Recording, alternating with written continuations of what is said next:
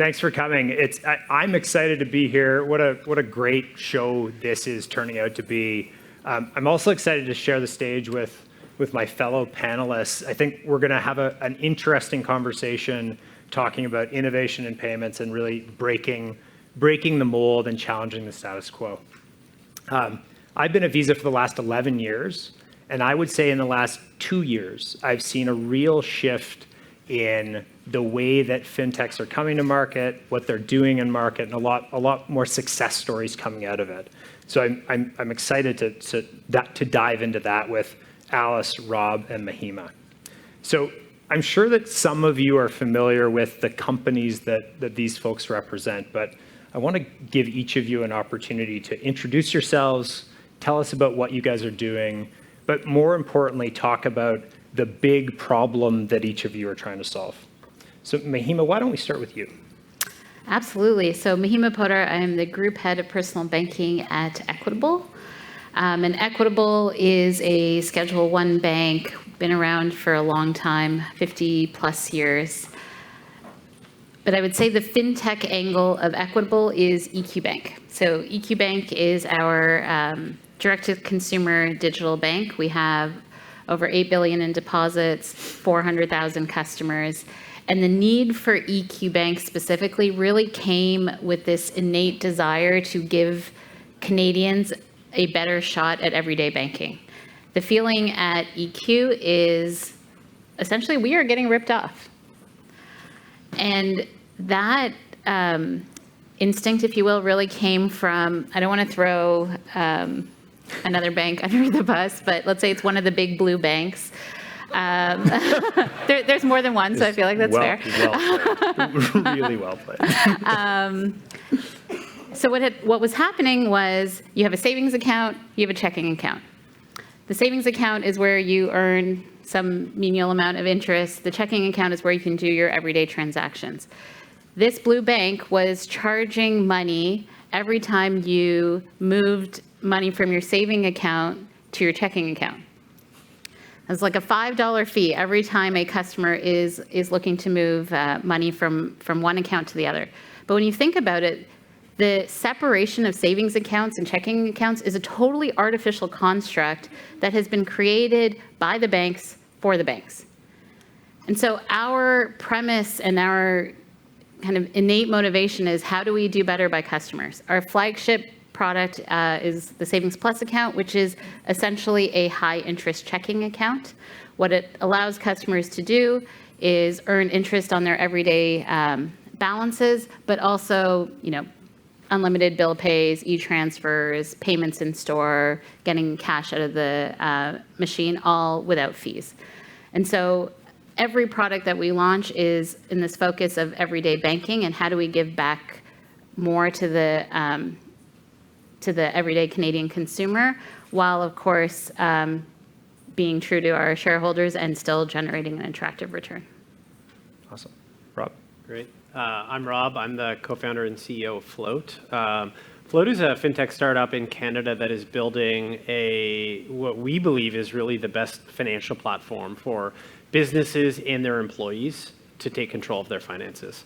And we're really on a mission to simplify business spending. Has anyone here had to submit an expense report for work? We all have. Has anyone here had to reconcile their employees' expense reports to close the books at the end of the month? Yeah. Business finance and business spending is really complicated, and Float is building a software platform that combines modern methods of payment that businesses use to pay their bills, whether that be corporate cards, bill payments, other methods of payment, with really, really great workflow software that eliminates all of the manual tasks around actually spending money and creates great rewards and incentives for our customers to do that all in one place. And so today we offer a Visa corporate card in Canada, and we pair that with a great software suite that essentially automates all of the receipt collection and spend approvals that are involved in most organizations, I think, today, to get spending done and get their books closed quickly so they can spend more time growing their businesses. So we're on a mission to make finance fast, simple, and seamless, and excited to be here. Alice? Thank you. Alice Reimer, I'm the CEO of Fillip Fleet. And we're on a mission to redefine the on-the-road fleet expense management. And so what that means is we are a highly verticalized category of spend. Some of you have probably used a gas card in your history. Well, that technology happens to be 1980s vintage technology. And so for us, there's an amazing opportunity to, quite frankly, lead the digital transformation of an industry that is ripe for disruption. And so that's what we're doing at Fillip Fleet, leading a whole new category of spend for small businesses to enable them to thrive. Okay, so I'm going back to Mahima. What makes EQ Bank uniquely positioned to solve that big problem? So I'd say one is mindset. Two, I'd say combine that mindset with a banking license, right? So there are things that we can uniquely do as an entity with a banking license, for example, hold deposits, issue cards. That gives us a ton of advantage in the market. And you combine that with mindset, which is every single product we are launching is challenging the status quo to be better for consumers. Great. Rob, like you guys are challenging big incumbent banks in their small business services. Like what's unique about Float? We work 7 days a week. That's great. Well, that too. But, I think for us, it's ultimately about bringing world-class talent to this Canadian opportunity. And so we recruit from companies around the world, both American, domestic, and abroad, and really look for people that have seen, not in Canada, but on a global stage, what the best possible customer experiences are, and we hire them and say, let's build that for Canada, and let's not cut corners along the way. And there's a lot of work involved in that, but I think it starts very much with talent and culture and being obsessive about customer experiences in a way that I think, as Canadians, we aren't able always to appreciate. Great. Alice, like Fleet's a complicated space. Fleet's a complicated space. Look, Fleet is really, as I shared, highly verticalized. A fleet card or a fleet fuel card is used specifically for fuel and automotive-related spend. And so when you start to really think about, the complexity, you just think, oh, it's just I'm paying for fuel or I'm paying for an oil change. But when you're a fleet and you have a fleet of 25 or 50 vehicles and you need to truly understand the total cost of ownership of that asset, just a generic $50 into a fuel tank actually isn't enough. And so, we look at this legacy industry that is largely proprietary and closed loop. And, as the first and only truly digital fleet card in all of North America, we're bringing a whole fresh new lens. We have no preconceived notions about how fleet should work and how you should, pay for your fuel or how we should connect to your vehicle. And in fact, that's created a huge opportunity for us because, we bring a whole different mindset to it. We bring a driver-first mindset, not necessarily just an operator or an oil company mindset to it. And so that fresh perspective has just given us a whole new opportunity to look at it a different way and to not accept that that's just the way it's been done for the last sort of 40 years. Cool. So from what I'm hearing, like when I think about the businesses each of you are involved in, you're challenging what's been long established as status quo and like what Canadians expect. It seems to me that like what you're all doing is hard. And I want you to go back to the beginning and talk about like that thing you didn't know, that you know now, that like had you known, you might have thought differently about what you were planning. Maybe it was a regulatory hurdle or a product problem or like some big thing you couldn't predict. Talk to us about that. Alice, why don't you start? Yeah, I mean, for us, look, as all good Canadian startups, we went and looked at what was happening down south. We made a whole bunch of assumptions about the Canadian banking and, especially in the payments infrastructure and the kinds of data we might be able to achieve and how things were working in the US and card availability, network availability, data that's available to us on the network. And those assumptions didn't hold true. And so there was quite a bit of learning for us as we, particularly in the fleet space. and the kinds of data that you're available sort of not only in the US, but across the world that we just don't have access to in Canada. And so one of the things that I wish I'd known a little bit earlier, absolutely able to solve around that, and actually think we came up with a better product as a result of some of those challenges. But, really, I think probably having just a bit better of an understanding about some of the Canadian sort of, let's call them unique opportunities that that may not be hold true across the world. Yeah. Rob? I think for us, it's almost a more optimistic one, which is there's a lot of complexity in this industry, and it's daunting. I think if I look back, what we now appreciate is actually how much potential is there once you get started. To be honest, standing up our first issuing program was really hard, but we viewed it in some way as this major milestone. And now I look back and go, well, that was just the start. And there's actually so much flexibility. As an example, it's not about physical cards for us. We developed an issuing program and discovered the wonderful world of virtual cards and all of the great software experiences we could build for our customers that we're building on top of that. And so I think that to me has been one really big takeaway. Just get started and appreciate how much you can build on top of what is there today. There's a lot said about the limitations, but there's plenty there as well. Cool.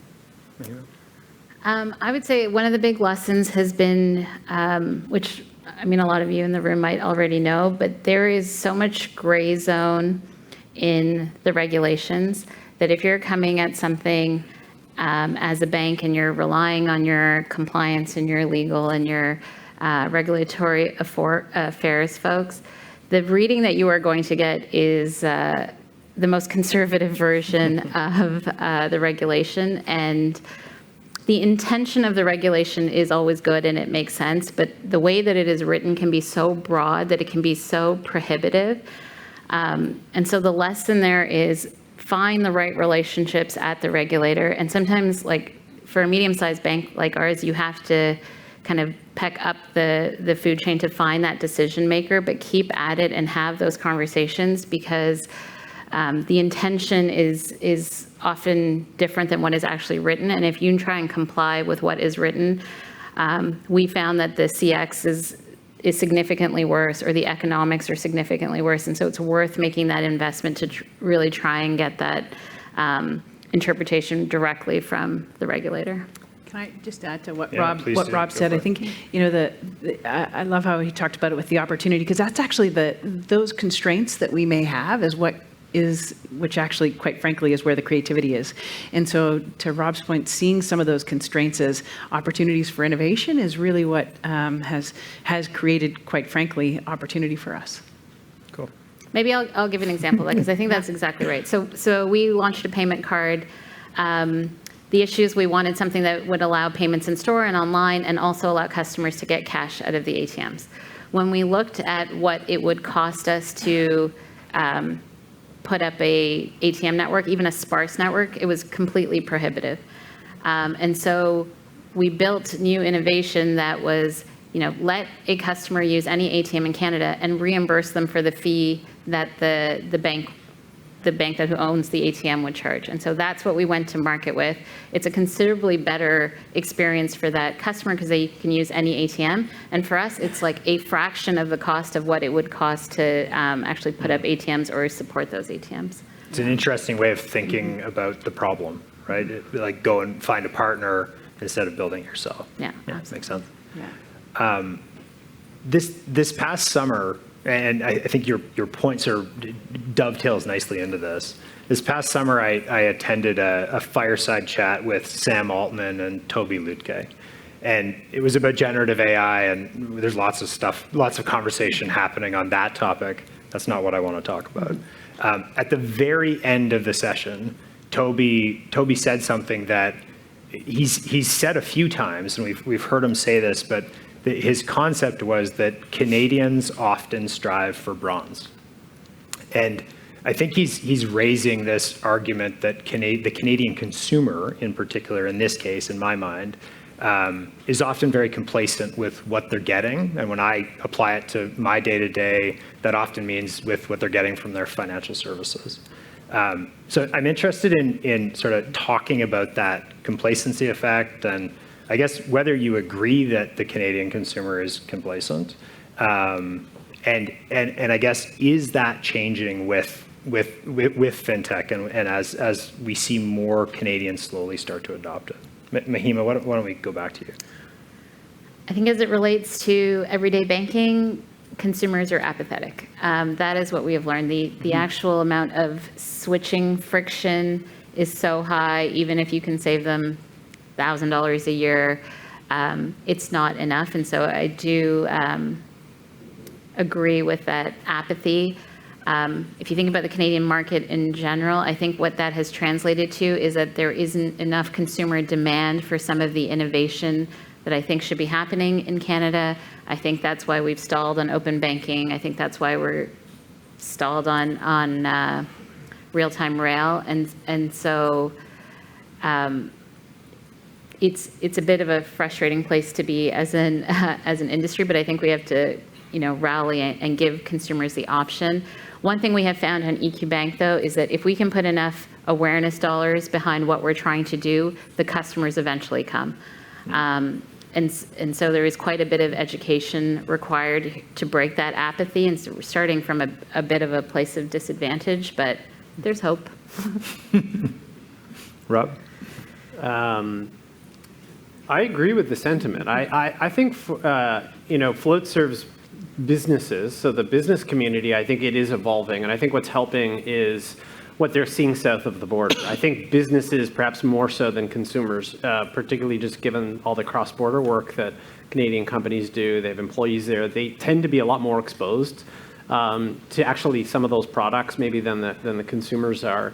But I also think for the industry itself and businesses, it's sort of incumbent on us to change this. And I think part of the frame we think about is anyone can look at any aspect of the Canadian landscape today and say, this could be better. But to Mahima's point, is it significantly better such that the switching costs are worth it? And so I do think entrepreneurs and businesses need to think bigger, but they also need to bring a product to customers that is not 5, 10, 20% better, but 100, 200, 500% better, because you are fighting apathy. And I always think about this phrase, I want to be in the business of selling Advil and not vitamins. And so just loosely saying to someone, this product is going to be a little bit better in these areas, probably not enough to motivate a switch, whether that's a new offer from a traditional incumbent or a startup, it doesn't really matter. So being bold and taking quantum leaps forward, I think is going to be what helps Canada innovate, not moderate improvements off of what might be a very low bar from the Canadian banking sector. I'm going to take a different approach as a startup entrepreneur and look like, at the end of the day, bronze is good enough, right? The ambition to start to maybe do a little bit of scaling and then have an acquisition, I think has and is changing. And I think we are starting to strive for gold. Look, at the end of the day, we need to be able to build innovation ecosystems, a Canadian fintech ecosystem where startups can start here, they can scale here, and ultimately they can succeed here in the Canadian marketplace. And so when you think about, what does that really mean? Bronze has been good enough, but it isn't good enough any longer, quite frankly. And so, I think we all have roles to play in ensuring that we have those ecosystems, that we have the programming, that we have the startups, that we have the customers, that we have the investment that allow us to, in fact, quite frankly, have an ecosystem that allows startups to start to scale, as we are, and ultimately succeed in a Canadian marketplace. So what do we think it's going to take to change? And I think when we look at the fintech landscape, we've got a few success stories that we can point to. Do we need more success stories? Do we need those success stories to be louder in the market? Like, what is it that's going to be that catalyst for true change? Mahima, like, you challenged, you're a true challenger in every sense of the way. Like, what's it going to take to catalyze change? I really believe the regulatory push would really help. Yeah. It will break down some massive barriers that it feels like we are all up against. In terms of consumer apathy, what we have learned, and I think what some of the success stories from other fintechs has been, is the power of word of mouth. And so as you get these successful fintechs in the market and people start talking about it, it does create this like snowball effect of people joining. And so I think the success stories are important. I think the investors to back the marketing budgets to create those success stories are going to be really important as well. Rob, any thoughts? Yeah. I think businesses that are willing to take risks, I mean, there is a regulatory challenge in Canada, but I also think it's counterproductive to sit around all day and hope and wish someone is going to change the rules. My background prior to this was at Uber, and a lot's been written and said about how Uber pursued a lot of their markets, but I can tell you that none of the markets that have regulated ride-sharing today would have had them if not for Uber being willing to say, people want this, we're going to build it, and we're going to disrupt, and not everyone's going to like it, but this is what innovation looks like, and no bureaucrat or regulator in Ottawa is going to chart out the path for how products become more innovative for Canadian customers. That I don't believe in that. I don't think that's feasible. And so I think you need both. I believe in lobbying and advocating for policy changes like you believe they're going to happen, but also building your business like you believe those things will never happen. One of them will happen, and then hopefully we'll all be better off. We hope they happen. Yeah. But, yeah, good point. Yeah. Alice? All of the above. I think that, the big thing we need too is role models, right? We need to be able to continue to have those examples of, startups and scale-ups that, create new entrepreneurs that continue to invest in the ecosystems that we live and serve. And I just think it's vital in order for us to quite frankly, for us as Canadians to unlock our economic potential. Yeah, cool. Okay, let's shift gears. And I'm going to be really prescriptive here. I don't want you to talk about Visa, okay? I know I come from Visa. I'm not interested in that. But as you are all growing your companies, partnership in one shape or form it's a reality. I think every company here that's building a business has a partner in one way or another. But as you onboard partners, you're looking for those partners to be a cultural fit, to be as innovative as you, and to help you drive innovation. So I'm interested in a conversation around partnership and how your partners help you in challenging the status quo, the criteria you use to select them, and then how you stay innovative as you onboard them. That's a lot. That's a mouthful there. So if you miss anything, I'll come back to it. But Rob, let's start with you. Yeah, it is true. I mean, for us at Float, we issue cards. We're not an issuer. We're not a bank. We have multiple partners involved in everything that we do, and so we couldn't be where we are without our partners. And we've gotten better at approaching those relationships. I think what we've learned and what we look for are, one is to actually take the time to get to know partners. In the startup world, you're often so focused on the day-to-day, you miss that opportunity to go for lunch or have someone at your office to actually better understand their objectives. So not just the company, but more importantly, the individuals. What are they trying to do? Do they have a mandate within their company to achieve a commercial goal, to achieve new partnership goals? I think that really helps. Two is understanding where they're going. So all partners have a roadmap. And for us to be successful, we need our roadmap to be, in some cases, complementary with theirs and vice versa. And so understanding where they are going and being transparent about what you hope they can support you with so that you can take your customer somewhere really helpful, and developing enough trust that both parties can speak really openly about where that fit exists and doesn't. I think for us has been most important, particularly with some of our partners where we're now making multi-month, multi-year product development roadmaps that are actually based on this partner is going to get there. We need to actually count on them getting there. I think that level of trust is important. So more time spent up front and really understanding the values alignment and roadmap for us has been a big game breaker. Yeah. Alice? Yeah, ours is really that and vision alignment, working towards bringing innovation to a very legacy industry where, there's been a lot of revenue and a lot of opportunity tied up. And as we look to quite frankly, disrupt that, it's really about the vision alignment and that they see the market and the opportunity the same way we see it, and are willing to work on our timelines. We move, as you can imagine, working in the business that we do, timelines are very, very different than our timelines. We work at startup speed, and they do not. So it's really finding those partners who can, quite frankly, work at the same speed we can. And I think, Rob, you were talking about customers and slow, right? Like we just need to create, we're looking for that same sense of urgency and vision from our partners. Mahima?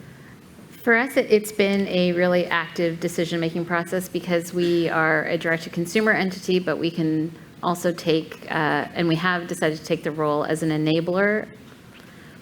And so it was important for us to define that our key priority is consumer-facing businesses and creating slick CX for those consumers. Any enabling partnership that we decided to pursue was only to create more revenue or income to then reinvest into our consumer-facing businesses. And the reason for that is, as you look at, like over time, there's studies that have shown that the margins that you get from being a manufacturer or an enabler that doesn't have direct consumer relationships, and the consumer in this case could be a small business, but if you get stuck in that manufacturing zone, the margins tend to get squeezed over time because you're just a provider. And so we've taken a strategic focus on being that direct-to-consumer relationship. We have started BIN sponsorship, for example, where we'll sponsor the BIN for other fintechs, but we're only doing that to essentially subsidize our own card products to direct-to-consumer. And I think having that focus has been really important because you can get quite carried away in terms of new opportunities that keep popping up, but the resource allocation that is required to support those enabler businesses inevitably takes away from our direct-to-consumer. On our direct-to-consumer partnerships, the most important factor has been how quickly can we get stood up with the partner, and how quickly are we getting feedback? So in that desire to get to market quickly, how quickly can we get feedback to iterate on the partnership or the experience for the customer? And how quickly can we potentially fail? Like, can we fail fast with this partner, learn from it and move on? Or is it such a massive time investment and resource investment that cost of failure becomes so high? So we've tended to choose customers that we can connect to quickly, learn from quickly, and if it doesn't end up working, we can kind of disconnect from quickly, and it's done well for us. I'd say the last thing too is knowing what our competitive advantage is. So where we have a competitive advantage, and for us that's deposits, we need to build those things in-house. For the rest of the needs that our customers have, we've chosen best of breed partnerships to bring that to market. Because we're never going to be better at building Wise, for example, which is one of our partners for international payments. It is much faster, easier, and better customer experience to partner with Wise versus us trying to do it ourselves. Awesome. You're in an interesting place because you're both partner and provider, right? I like that dichotomy. Thank you. So again, we're going to shift gears a little bit, but I think I'm interested in your view of the next 12 months and what each of you is optimistic about and then pessimistic about. So what are we excited about? What's going to happen? Like what's that thing? But also sort of what's the challenge that we see coming? Mahima? I'm pessimistic, and I think I mentioned this already, about open banking and real-time rail. I think Equitable, EQ Bank, me personally, have lost a lot of faith in those innovation platforms coming to market. But I would say the flip side of that is what I'm optimistic about is that the industry has started to rally around solutions that will get us closer to the end outcome that real-time rail and open banking meant to achieve. And I'm optimistic because I transparently didn't think it was going to happen, but you see the banks coming together with SimCorp on a potential open banking solution, They're pushing some things with Interac around real-time rail. And then I think there's also other opportunity for, a couple of smaller players combined with maybe some mid-sized players to think about how do we create new avenues and new ecosystems between ourselves that have enough scale to have some contagion behind it. But the lack of open banking and real-time rail has generated more interest in those conversations and given it more push. So I am optimistic that you'll see some industry solutions come to bear. Okay. Rob? On the pessimistic side, probably say the same thing. Real-time rails, open banking, I'd love to know what they are and when they're coming, but for now they seem far away. But I do think there's a lot of innovation happening in the market. I mean, for us, over the last 12 months, what we found with our business partners is the level of commitment to Canada actually feels like it's increasing. It does feel like there are more third-party partner options. I'm speaking more on the network issuing and technology side. The banking landscape is obviously not changed as much. So I am optimistic about that. And I do think that I believe the reason for us to be optimistic is that people wake up every day and want to challenge the status quo. I think if that happens, we will move in a positive direction. And I do think, maybe to your point, that it will come from seeing more success stories in Canada and more people and more Canadians running towards them.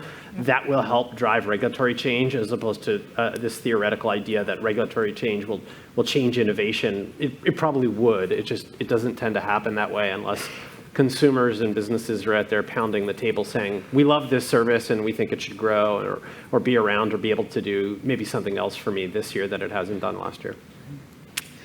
I only see rainbows and lollipops succeeding. Obviously, we all know where we are in terms of the open banking and the real-time rails. Look, I'm super bullish on Canadian innovation as a whole and continuing to invest there. I think we have opportunities, and these are our opportunities, quite frankly, to exploit. And we can do it here, and we can expand from here. And so, I think the continued investment in fintech, in innovation, in entrepreneurship, quite frankly, is what I'm optimistic about. And more importantly, you look at what's in this room and the potential that's here, and both on the early stage, the startup side, the banking side, the investment side, and that's what I'm optimistic about. Okay. So let's go back to the RTR and open banking for a second. Like, Matt, let's wave our wand and it's here. It's ready. It's available to you. Like, how is that? What does that change for you? Rob? Yeah, you nodded, so you're getting the question. Well, it's a really technical topic. I mean, it really starts with being able to maintain real-time, seamless account connections with customers across the country in a standardized way. So, for example, when a customer connects their bank account to Float, to load money into Float, that experience varies dramatically between Canadian banks. There aren't that many. So it's a challenge that, a customer coming from BMO has a connection rate and uses a protocol very different than a customer that comes from RBC or TD. And that's one. And then second is that there is not a broader framework around how banks standardize account information. So as an example, if we want to query 3,000 customers that we have and say, what account state is this bank account in? The answer is different for all the different banks. And so it takes something that's complicated and makes it a lot more complicated. And it is really hard if we just root the discussion in customer experience. How can we create a consistent customer experience? For example, I want to load money into a fintech application like Float in 2 business days or less. We want to be able to offer that to all customers, not TD, BMO, and RBC customers, but not CIBC and HSBC. And I think that's really for us where it becomes problematic. I mean, it seems like a game changer. Mahima? Yeah. I would echo that entirely. It's a total game changer in terms of leveling the playing field, increasing competitiveness, and then introducing innovation that is a better customer experience for customers. I mentioned our connection with Wise. We can send money instantly to over 50 countries around the world. And right now, to send money between the Canadian banks takes us 2 days. And so from a customer perspective, even though EQ Bank is a much better value proposition in terms of how much you're earning and how much you're saving in fees, the friction that is caused by the inability to move money instantly is so high that that's our biggest pain point among customers. Right now, we have to put, when a customer pulls money into a bank account through AFT, which most of the banks do not offer, so it's a unique proposition for digital banks, we have to put that money on hold for multiple business days because we don't know if those funds are good or not. And if we were to release that hold, then we're taking huge fraud implications. And so it becomes very difficult to make EQ Bank a primary bank account with this kind of friction built into the system. Real-time rail avoids that. Even open banking, the idea of data passing freely at the consent of the consumer, even if you didn't have real-time rail, we could see how much money, for example, is in the bank account. We could see what payments are meant to go out of that other bank account. And so it just opens up the world of what's possible for the customer and in turn, better customer experience. But I also think they would save a lot of money. Yeah. Yeah. And I mean, for us, we have small business customers, so you can imagine you're on the road, you're fueling your vehicles, and it tends to be your second largest variable expense outside of your labor. And so, imagine where you're living sort of invoice to invoice, and, it creates this whole sort of friction, to use Mahima's words, in the system where, I need fuel in order to do my job to get my folks back on the road, and yet I've got an invoice that may have been paid, but I don't have access to those funds because we don't know if those funds are good. And so you can just imagine sort of the, what that time frame, that lag in the time frame does for a small business owner. And so it would, quite frankly, dynamically not only change their experience with us, but just change their complete opportunity to thrive. Great. So I want to offer up an opportunity for Q&A. Just the last question I have for you is what's the thing we're not talking about in fintech in Canada, or maybe what's the thing we're not talking enough about in fintech in Canada, and we should be? Probably is maybe it is the real-time rails and open banking. Maybe everybody needs to be talking about that at every cocktail party. Personally, this might be a contrarian answer, but I think too much of the conversation is around regulatory and asking for change and not enough around who is just changing business in Canada. And if you have to use duct tape to make it happen and glue, then go for it. That's what entrepreneurship is. And so I do think we can't, there's a risk of a victim mentality. If you go around the world and meet great businesses in other industries, there's a long list of things that are not ideal. And I do think that entrepreneurship is about taking what's not ideal and finding ways to creatively overcome it and build a better experience for customers. I think a lot more discussion needs to be on who is doing that in Canada that we can celebrate, and how can we create more opportunities and support entrepreneurs doing that, even if it's uncomfortable. As opposed to saying, let's hope Queen's Park or the PM will change the banks and the way they're regulated in a way that will make everything really convenient for us to do all this. Both need to happen, but I think entrepreneurship is actually about creating something that looks really seamless, but behind closed doors is stitched together, and that's how a lot of businesses build to $1 billion plus of revenue. And I think that that part can't get overlooked, in my view. I think there's something about homegrown solutions here in Canada being able to thrive in Canada alone. I think too many of our entrepreneurs and fintechs are forced to scale in the US or other markets, and we lose some of that innovation and the made for Canada reality. So how do we support the ecosystem so that they can thrive here at home? Great. Super thought-provoking. Thank you all. I would like to open it up for some Q&A if that's of interest.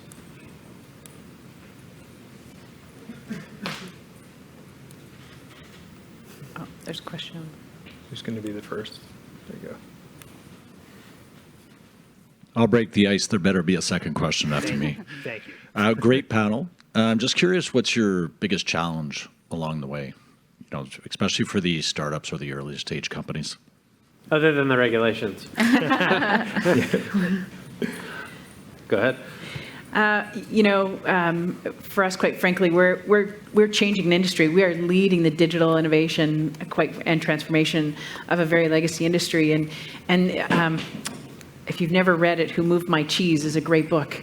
And so for us, it's really educating both, the partners as well as the customers that there is a better way to do what has been done the same way since the 80s. And so for us, it's quite frankly, it's moving fast enough with those partners. For us, it's probably, if I look inward, it's actually recruiting. Everything for us starts with, can we find people that will come into Float and operate from a positive level of dissatisfaction? So the status quo is bad. How can we make something 10 times better? And whether you work in product design or engineering or product management or in customer support, I think finding folks that are Canadian, we only hire locally, so they are Canadian, they understand the ecosystem, but ideally have had enough exposure to world-class companies to have a higher bar than the average Canadian company. That's a fine line that can eliminate a lot of folks. And so that's a hard part of our job today. And for the record, you don't make them work 7 days a week. Maybe you do. No Work comment. 7 days. We all work 7 days a week. We're building a startup. Just so- the expectation. Exactly. Yeah. Exactly. Yeah. Mahima. For us, I'd say as we continue to grow, how do we maintain that special sauce? It was easier when it was a smaller group of people. As we're growing, it gets, it ties to recruiting because you're trying to build things that are bank grade, bank security, regulatory approved, and then also have this mindset of being willing to break the rules and innovate, and this mindset of challenging the status quo. And so finding enough people that understand banking but have that mindset is right now our biggest challenge. We have 13 seconds left, so we thank you for your time.